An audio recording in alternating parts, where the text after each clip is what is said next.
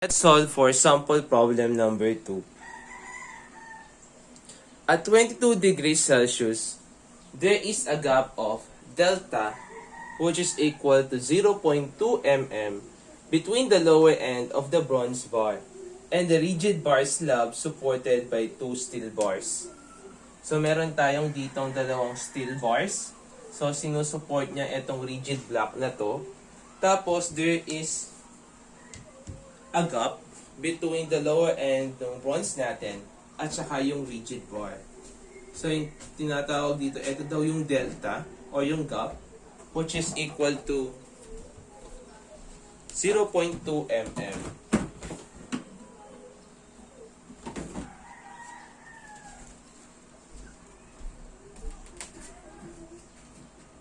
Neglect the mass of the slab. Determine the stress in each rod when the temperature of the assembly is increased to 100 degrees Celsius. So meron tayong initial temperature which is equal to 20 degrees Celsius. Ngayon sinabi sa problem is, what is the stress dun sa rod natin when the temperature of the assembly is increased to?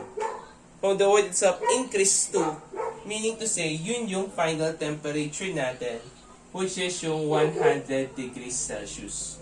So, kapag increase by, di ba, let's say, increase by 100 degrees Celsius, so yung final temperature natin will be 20 plus 100. But in this case, since sinabi is increase to, so our final temperature is yung 100 degrees Celsius. For the bronze rod, the area is 600 mm squared. So, yung area na to,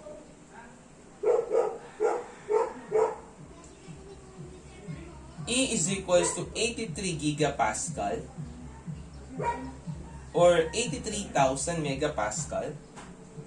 And a coefficient of thermal expansion which is equal to, so yung alpha neto is equal to 18.9 micrometer per meter degrees Celsius. For each steel rod, the area is 400 mm squared. The modulus of elasticity is 200 gigapascal or 200,000 megapascal, and the coefficient of thermal expansion is 11.7 micrometer per meter degrees Celsius. So, hahanapin natin sa problem na to is the value, so required, is the value of the stress at steel and the stress on the bronze. Wherein kung if by recalling, di ba, sa stress sa steel is equal siya sa force sa steel all over sa area sa steel. Same with the bronze. Yung force applied sa bronze all over yung area sa bronze. So, let's solve now. So, first of all, diba? So, ganito yung magiging setup natin. So, yung kada dulo ng mga support natin are both steel. Tapos, meron tayong ditong bronze na merong length na 4 meter. So, para ma-solve natin yon, siyempre, we will going to consider also yung FBD ng slab natin. In this example, ine-neglect natin yung weight ng slab natin. So, if we will consider yung FBD natin, so, siyempre, solve mo muna natin yung deformation ng mga steel natin due to the temperature. So, let's solve first yung mga sigma, yung mga deformation due to the temperature. So, unahin natin yung sa steel. So, let's say, for steel,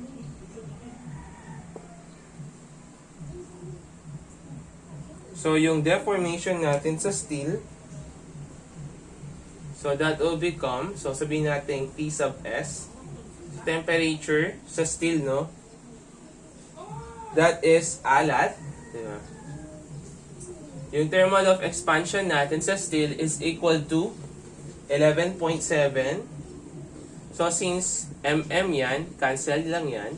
So micro, that is times 10 raised to negative 6 per degree Celsius na yan, multiplied by the length, which is equal to 3,000 mm. So yung final temperature natin, that is 100 degrees Celsius minus the initial temperature, which is equal to 20 degrees Celsius. So you have a value of 3.75 times 10.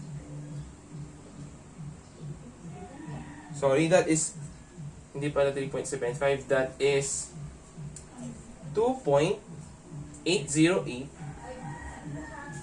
millimeter. So, yung steel natin, mag-e-expand siya ng 2.808 mm on both side ng steel natin dito sa kabila at saka sa kabila natin.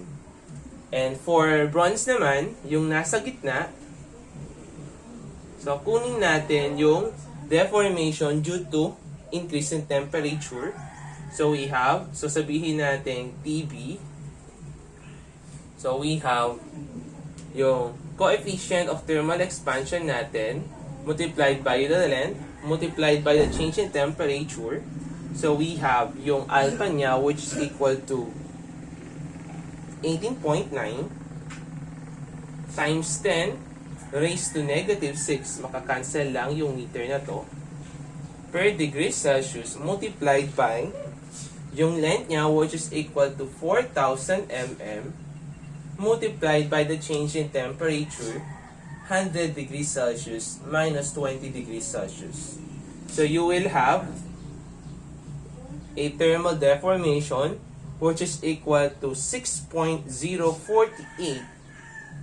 mm. So in this example, no, mai-illustrate natin yung behavior ng structure natin. So first of all, mangyayari is yung tendency nito, magkakaroon tayo ng deformation dito. Unang-una is thermal. So yung thermal deformation ng steel natin, so let's say ito yan. So ito yung thermal deformation niya, sabihin natin. Ayan. So that will become yung thermal deformation. So from here hanggang doon, that is yung thermal deformation due to the steel natin, which is equal to only 2.808 mm.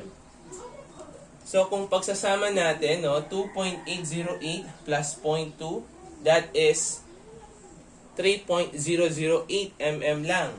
Tama? So meaning to say, from here, yung deformation natin sa bronze due to the thermal, mangyayari is lalagpasan niya ito. Lalagpasan niya yung deformation natin due to the temperature sa steel natin. Kasi 6.048, eto 2.808 plus yung 0.2 lang. So sobrang laki ng temperature natin. Yung temperature deformation sa bronze natin. So mangyayari niyan is eto. So yung legend natin dito, ha, etong kulay red na to. So from here hanggang dun sa dulo na yon, that is yung deformation natin due to the temperature change sa bronze natin. Next. So ayan, mangyayari niyan is since nag-e-expand yung bronze natin dito, tinutulak niya etong rigid bar natin. So when there is a material applied concentrated dito sa rigid bar natin, siyempre kumokontra yung steel natin. So if we will going to illustrate yung ano natin, yung behavior niya. So dahil nga sa sobrang laki ng thermal deformation ng bronze natin. So, eto yan. So, eto yung rigid bar natin. Tapos, eto yung mga steel bars natin. Dahil sobrang laki ng deformation, so eto kasi nag-deform na din. So, let's say, no, nandirito yung initial. Ayan, nandirito yung initial deform. Ito yung initial position. Initial position ng rigid bar natin. So, tapos, ito yung final position niya. So, nangyari, nagkaroon tayo dito ng deformation due to the temperature increase. So, dito naman, nangyari naman dito, dahil sobrang haba nung elongation ng bronze natin, yung tendency is, so, from this point, yan, tapos meron pa tayong delta dito, yung value ng delta natin. So, dahil sa sobrang haba ng deformation natin, tapos, parehas pa na steel material yung mga bars natin sa dulo, nagkaroon tayo dito ng force na pababa. So, pababa. Pababa yung force natin sa bronze. Nagpababa siya.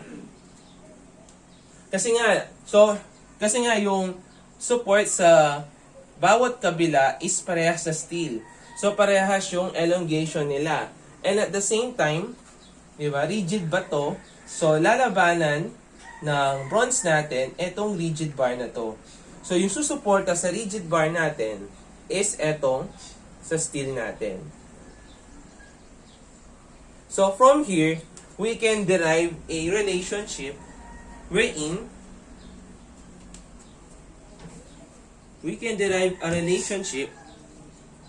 summation from FBD diagram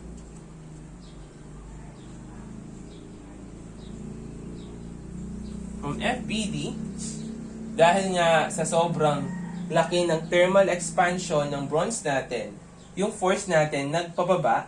Siyempre, susuportahan naman ng steel bars etong rigid bar natin para mag-stable siya. So, we have summation forces vertical is equals to 0, upward positive. So, we have 2PS is equals to PB. So, let that be our equation number 1. So, meron tayong unknowns dito, no? Yung PS at saka PB. Since dalawa yung unknowns natin, we need to have at least 2 equations para ma-solve yung structure natin. So, dahil nga, di ba? Dahil sa sobrang haba nung deformation natin due to the temperature dito sa bronze natin, nagkaroon tayo dito ng force. So, humatak pataas itong mga steel natin. That's why nagkaroon tayo ng additional deformation dito. So, in this example, nagkaroon tayo ng additional deformation. Ayan. So, now, dahil nagpupush pababa yung bronze, susuporta yung steel. So, kailangan meron tayong force doon. Dahil doon, nagkaroon tayo ng, dahil nga sa sobrang haba nung temperature deformation natin sa bronze, so yung tendency niyan is pipigilan pa rin ng material natin etong elongation ng bronze natin. So dahil sa pagpigil niya, malilimit lang etong total deformation natin na to due to the temperature. So instead na ganito yung length ng deformation, pipigilan siya ng steel. So mangyayari is magiging ganito na lang yung final position ng rigid bar natin. Dahil nga sa pag-support ng steel natin. So, masyadong... Ayan. So, eto naman, that will become yung sabihin natin deformation deformation P natin o yung axial dito sa steel natin. So, eto yung deformation PS natin. Next naman, di ba? So, nangyayari kasi dito, since sobrang haba ng deformation natin due to the temperature sa bronze, yung tendency niyan is matutulak siya pataas.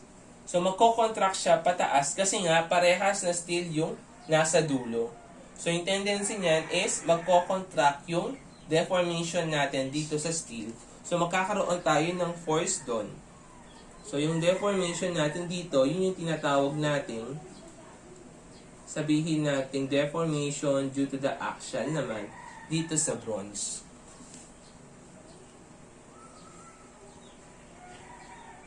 So, kunin natin yung value, no? Kunin natin yung mga value for steel. So, yung deformation PS. Deformation PS is equal to PL over AE dito sa steel natin. So, what is the value of your PS? Hindi natin alam kasi hinahanap nga. The value of your L is equals to 3,000 mm. The value of your area is equal to 400 mm squared. And the value of your modulus of elasticity is equals to 200 megapascal Newton per mm squared. So, the value of your deformation dito sa steel is equal to 3.75 times 10 raised to negative 5 p sub s. Next naman, sa bronze naman, or bronze. So, yung deformation PV natin is equals to PL over AE due to dito sa bronze natin. That is PV. Hinahanap natin yung PV. Yung length niya is equal to 4,000 mm. Yung area niya is equal to 600 mm squared multiplied by the modulus of elasticity, which is equal to 83,000 megapascal. So we have a value which is equal to 8.03 times 10 raised to negative 5 PB.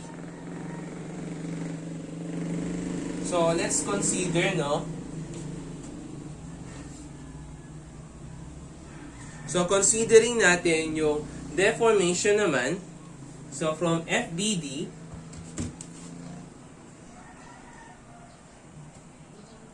so lagay natin from deformation,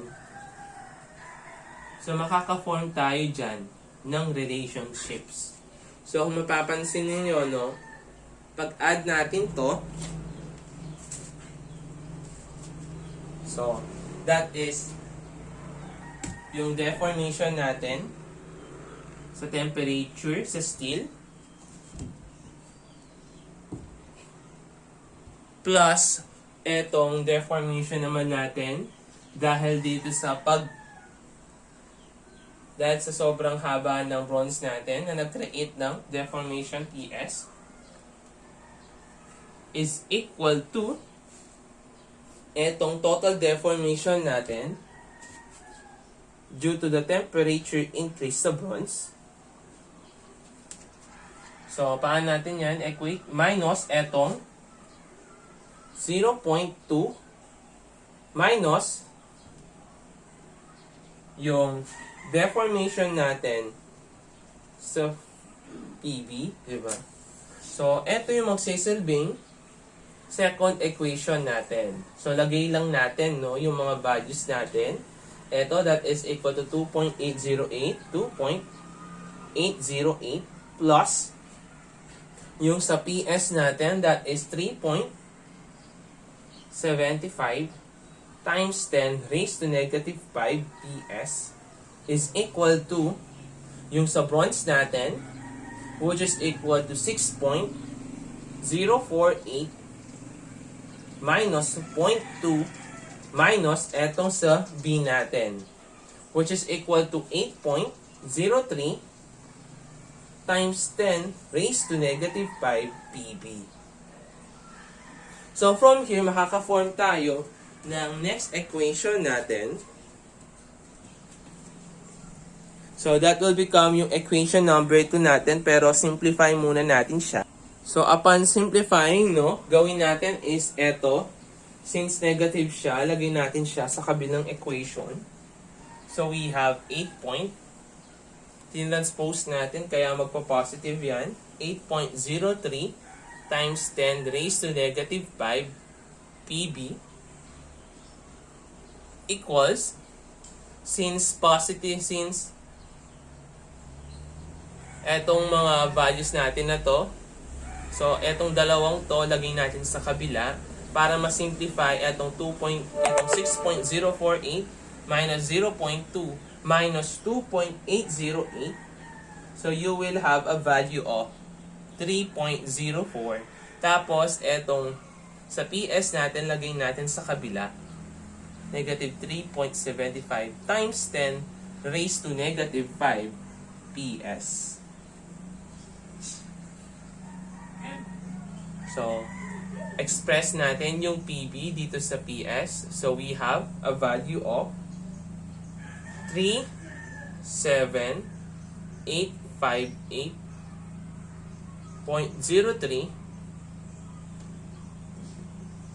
minus 0.467 P sub S. That is our equation number 2. So substitute natin, Substitute 2 in 1. So kung isa-substitute natin yung 2 sa 1, where is that? So lagay natin dito, Saan yung 1 natin? Equation 1. Ayan, equation 1. Substitute 2 to 1. So that will become, yung value ng PB natin, 2PS is equals to etong PB natin, which is equal to 37858.03 minus 0.467 P sub S. So makukuha natin yung value ng P sub S natin, which is equal to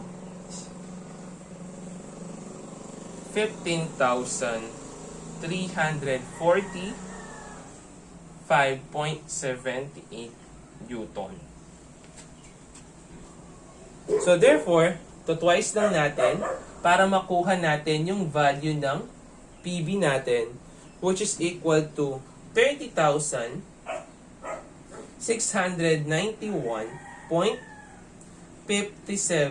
Newton. So from here, makukuha na natin yung value ng sa stress sa steel natin. So we have a value of PS, which is equal to 15,345. That is 345.78 Newton all over yung 400 mm squared yung area niya. So you have a value of normal stress, which is equal to 38.36 megapascal. So yung kanyang direction is in tension. Next naman is yung deformation natin sa bronze. Yung stress natin sa bronze. So that will become yung 30,691.57 all over yung area niya, which is equal to 600 mm squared.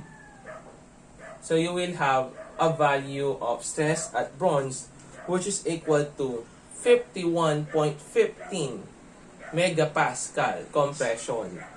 So That would become yung mga answers natin dito sa problem number 2. So, ito yung mga answers natin. So, lagi lang tandaan, no? I-observe lang yung behavior ng material natin.